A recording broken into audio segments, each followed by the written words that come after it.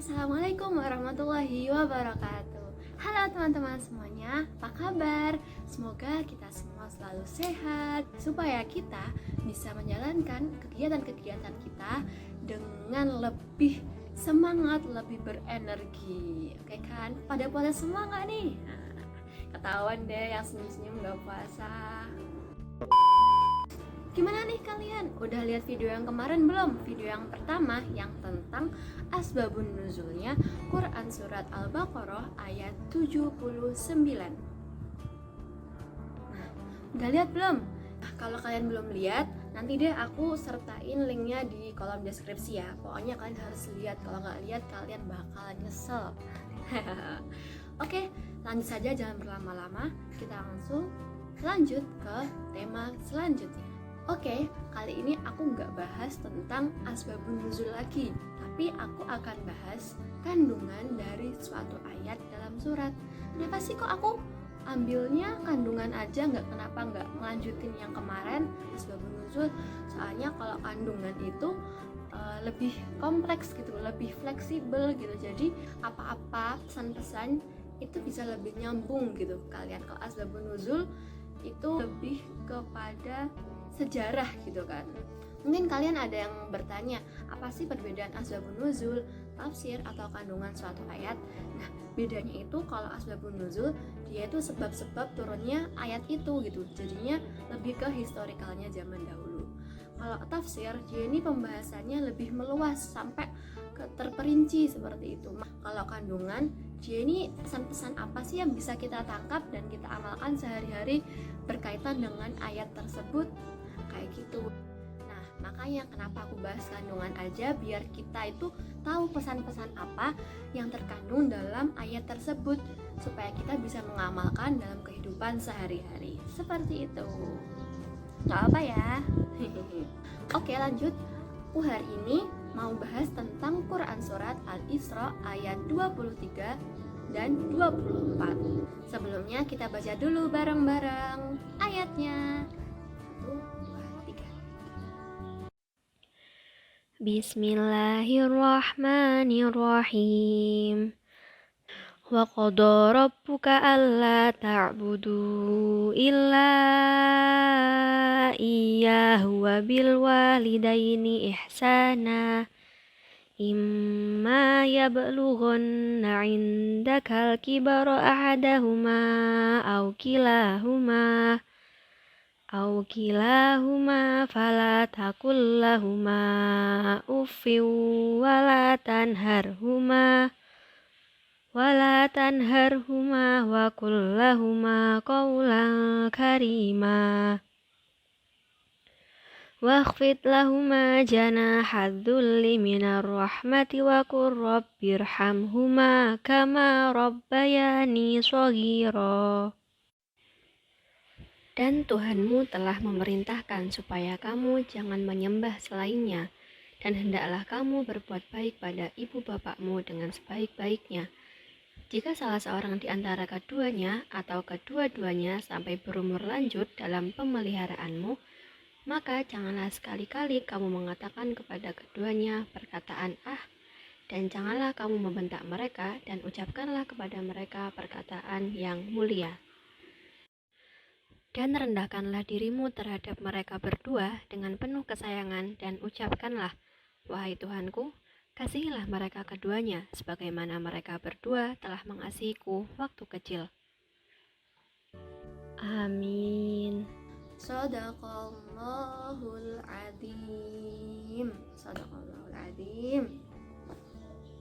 Nah, dari situ kita udah bisa sedikit menyimpulkan apa sih maksud dari ayat tersebut.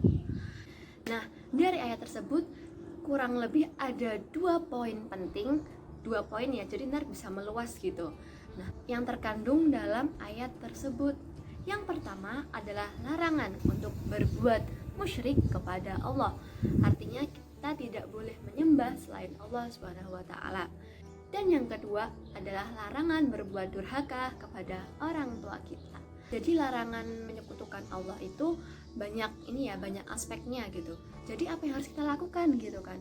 Kita bisa saja dalam sebuah keluarga kita memberikan pelajaran tentang syahadat dan pengertiannya gitu. Yang kedua, kita mengajarkan kepada sekeliling kita apa itu sholat dan bagaimana mengerjakannya, hikmahnya, tata caranya, dan asal-usulnya. Yang ketiga, tentang puasa. Kita bisa mengajarkan kepada saudara-saudara kita, adik-adik kita, teman-teman kita, ayah, ibu, atau seluruh anggota keluarga kita yang lainnya tentang pengertian puasa. Jadi puasa ini kan banyak kan, ada puasa wajib, puasa sunnah, gitu, ada puasa nazar, gitu kan. Yang sekarang kita lakukan adalah puasa wajib, bener. Kalau yang larangan berbuat durhaka kepada orang tua juga sudah dijelaskan dalam ayat bahwa kita harus senantiasa berbuat baik kepada orang tua kita. Ketika orang tua kita meminta pertolongan kepada kita, hendaknya kita senantiasa membantu dengan hati ikhlas. Dan juga poin pentingnya itu jangan berkata perkataan yang bisa membuat orang tua kita ini memendam istilahnya memendam rasa jengkel gitu. Ya mungkin ada orang tua yang sabar, tapi kan kalau misalkan anaknya terus menerus berbuat seperti itu kan pasti ada rasa kayak astagfirullah gitu kan ya. Kita meringankan beban orang tua.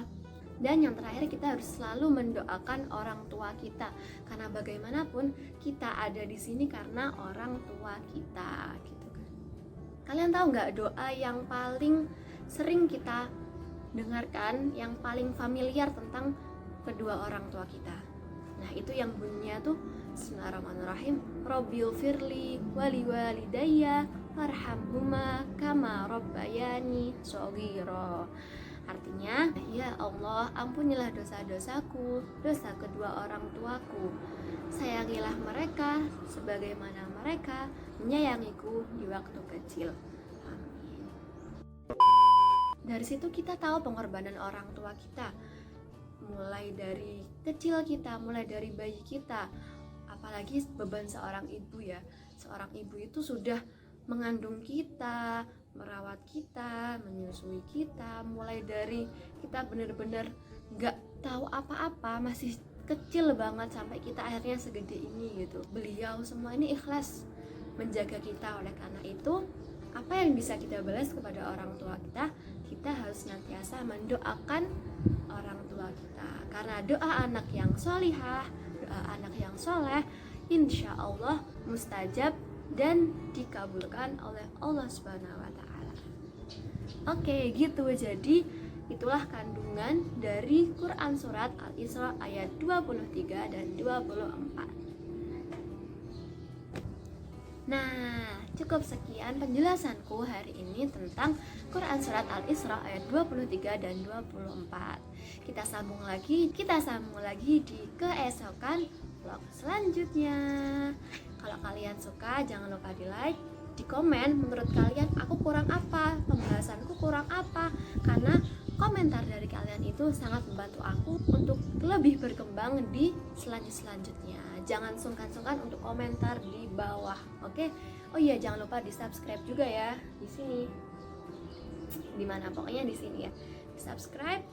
Oke, dan jangan lupa tetap semangat menjalani hari-hari meskipun sedang puasa. Terima kasih teman-teman. Assalamualaikum warahmatullahi wabarakatuh.